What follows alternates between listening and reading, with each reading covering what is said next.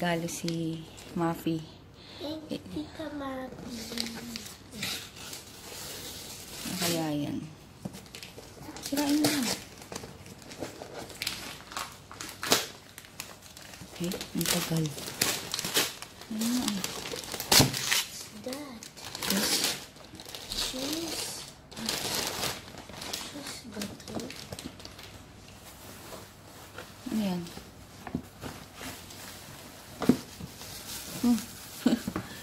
Ano yan?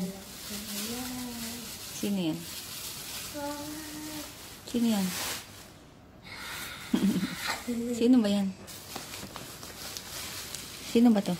Mama Mary. Sino ang Mama Mary? A lady of Fatima. Gusto mo? Gusto mo? Wala ka pang ganyan? Wala ka pang ganyan? Meron na pero iba. Ba't iba? Ibang ano. Oh, thank you ka. Thank you. Ang tabi yan.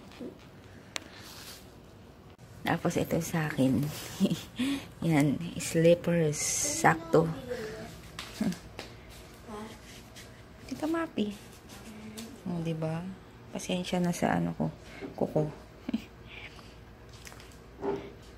Parang sinukat lang ah. Tsaka kay DM ito. As usual. Alam niyo naman yung gusto niya. Cars na bag. Yan. Thank you, Mapi. Yan. Pasok na naman. Ang pasok nila ngayon is 10:30.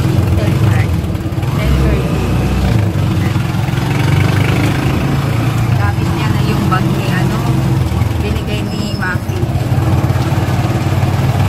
Tuwang-tuwa siya.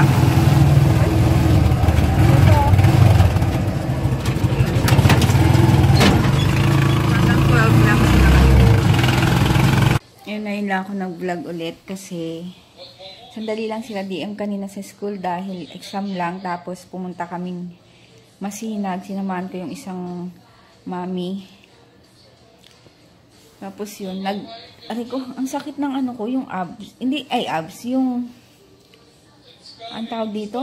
Ribs. Hindi ko alam bakit. 2 ribs ko. Ang sakit, parang nabugbog. Tapos ngayon, nag-start akong magluto ng 4:30 para tapos na agad. Ngayon, nagpiprito na lang ako ng daing kasi gusto ni JJ ng daing. And nagluto din ako ng ampalaya. Alam nyo dati, hate na hate ko yung ampalaya kasi nga diba bitter. Tapos, nung buntis ako kay JJ noon, hindi talaga ako kumakain ng ampalaya. Tapos, nung nabuntis ako kay JJ, naglihi ako ng ampalaya. Parang, dun sa may trabaho ko dati, malapit na kalenderya, laging, umorder ako ng ampalaya, tsaka tilapia. Tapos, after kong manganak, ayoko na ulit ng ampalaya.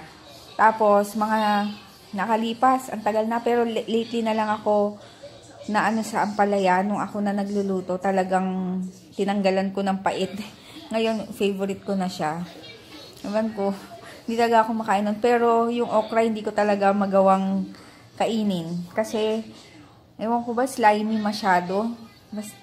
Ewan ko ba, hindi ko nagustuhan nung unang tikim ko. Or, pangit lang yung lasa nun. Pero, ayoko kasi parang malaway. So, yun. Tapos, si mama umalis dahil may reunion sila ng mga classmates niya dati. Kaya kami lang nandito. Nagluto na ako maaga para if ever makakain ng maaga, makapag-edit na ako. Ayun, nagpiprito na lang ako. At saka talaga ng ribs ko. Hindi ko alam, parang feeling ko yung lagnat ko nasa loob. Parang masama yung pakiramdam. Ngayon, kaka-upload ko lang pala ng vlog ko nung Monday. So, 1 linggo na naman nakalipas bago ako nakapag-upload. Kaya yun. So, wala pa akong gagawin ngayon. Hinihintay ko yung prito. Kasi JJ nandun sa kwarto nila. Nag-iPad and si DM nandito. Ayan, kain. Yung niluto ko. Yan. Tapos kay DM yung tilapia. Ito kay JJ. Ayaw niyang kainin yung, sa kwarto, ayaw niyang kainin yung taba. So, akin na lang yung tiyan. Ayun, kain. Diyos ko, good luck sa kanin ko. Tapos ito, may bagoong pa ako. Yan. Tapos sili. Nandito lang ako sa kwarto. Sumama yung pakiramdam ko. Hindi ko alam.